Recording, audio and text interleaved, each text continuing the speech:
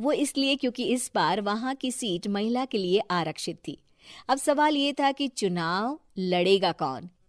इससे पहले ठाकुर साहब वहां से पार्षद थे और इस बार उन्होंने अपनी पत्नी सीमा ठाकुर को टिकट दिलवाई और ठाकुर साहब की शान के कारण सीमा जी ने 20,000 वोटों से चुनाव जीत लिया। अरे बधाई हो सीमा भाभी, अब तो आप वार्ड की पार्षद बन गई हैं। अब तो हमारे काम आप ही करवाएंगी। अरे ये तो सिर्फ नाम की पार्षद बनी है, वो तो महिला सीट आ गई, वरना पार्षद तो मुझे ही बनना था। अब भले ही चेहरा इसका होगा लेकिन पावर तो मेरी ही होगी। अरे वाह भाई साहब, क्या दिमाग लगाया है आपने भी। आइए आप लोग, खाना लगा दिया है सबके लिए। सीमा जी पार्षद बन चुकी थीं, फिर भी उनकी एक ना चलती। सारे काम ठाकुर साहब खुद ही संभाल लेते और जहां जरूरत पड़ती वहां सीमा जी का अंगूठा लगवा लेते। सीमा जी ज्यादा पढ़ी लिखी भी नहीं थी। एक दिन ठाकुर साहब और सीमा एक प्रोग्राम में जाते हैं। अरे ठाकुर साहब, आप आ गए। ओहो, पार्षद मैडम भी आ गई हैं। स्वागत है आप दोनों का। लगता है हमारे पार्षद फंड का सही इस्तेमाल हो रहा है।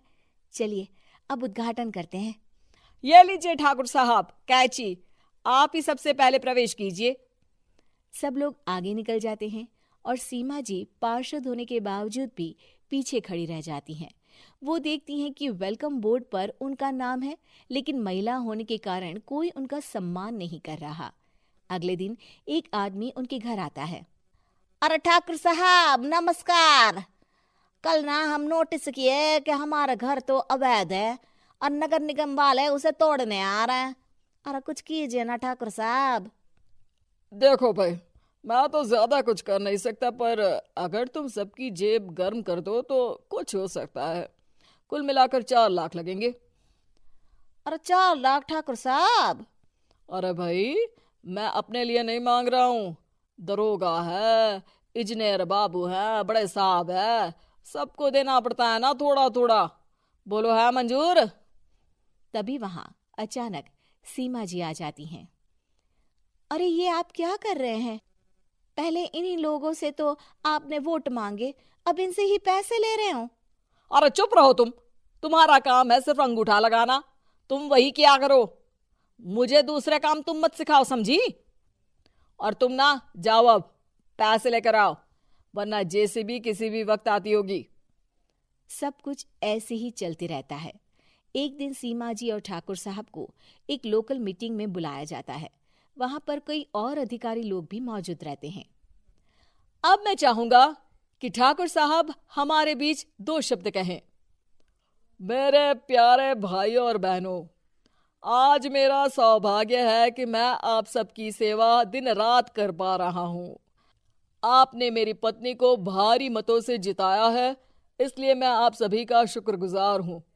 मैं आप सबसे वादा करता हूं कि हमेशा की तरह हमारे वार्ड में किसी को कोई तकलीफ नहीं आने दूंगा। सभी लोग तालियां बजाने लगते हैं। अब मैं माननीय पार्षद मैडम को स्टेज पे बुलाना चाहूंगा। अपने नाम को बुलाया सुनकर सीमा जी एकदम चौंक जाती है।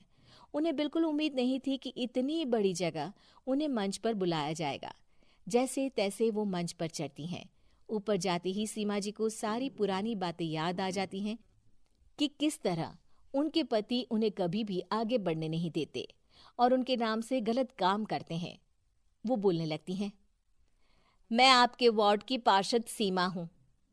आप में से बहुत कम लोग ही मुझे जानते होंगे, क्योंकि इससे पहले मुझे कभी ऐसा मौका ही नहीं मिला। सारे मौके मेरे पार्षद पति यानी आपके ठाकुर साहब ही लेते रहे, लेकिन आज ये मौका मुझे मिला है तो मैं इसे ऐसे ही नहीं जाने दूंगी।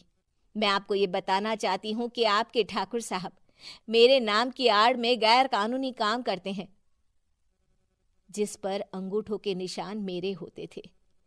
इसीलिए मैं अपनी गलती मानती हूँ और आज अपने पद से इस्तीफा देती हूँ, ताकि आगे से कोई गलत काम ना हो पाए। अब फैसला आप सबके हाथ में है कि आप हमें क्या सजा देना चाहते हैं। सीमा जी की बातें सुनकर ठाकुर साहब के चेहरे का रंग उड़ जाता है और वो शर्म से मुंह नीचा करके वहां से चले जाते हैं।